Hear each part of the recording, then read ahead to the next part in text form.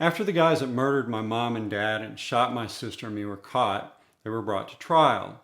Leslie and I testified essentially as pieces of evidence about the facts of what happened in our home that night, things they said and did and what we said and did, and then that was basically it.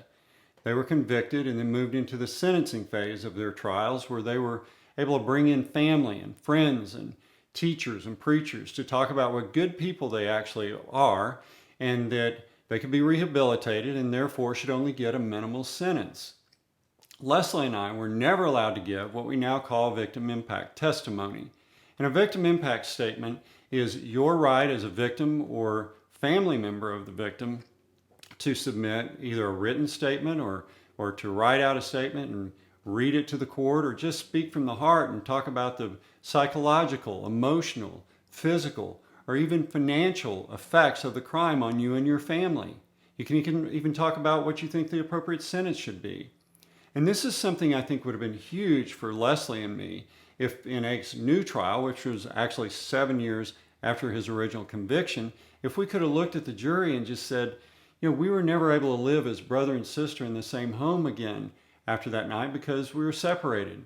We'll never, at least in this life, be able to tell our parents that we love them or hear them tell us that they love us and are proud of us.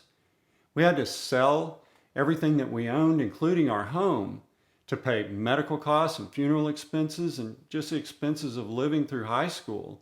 And we have daily reminders when we get dressed in the morning and see the scars from the gunshots and the surgeries.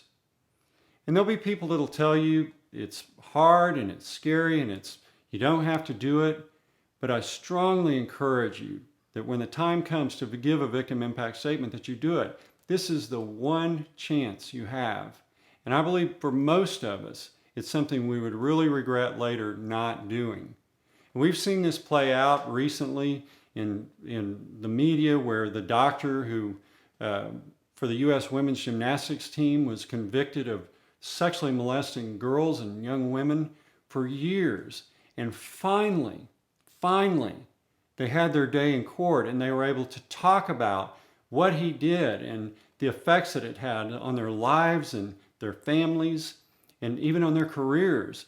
And I believe the most important thing for them, the most important benefit, is the healing that can begin and the rebuilding of their lives that can begin now that they've had their voices heard in open court. And I believe that is true for all of us as victims, is that it's not just important that the court hear the information because they're trying to decide on the appropriate sentence for the crime that was committed.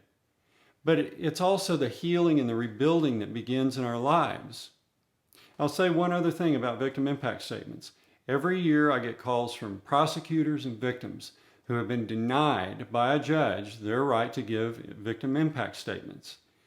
And as contrary to the law and immoral as that is, the problem is most victims do not have the standing to enforce these rights in court. And this is something I'm going to talk about more in the video on the U.S. Constitutional Amendment for Victims and why that is so important. I'm Brooks Douglas. Thank you for watching.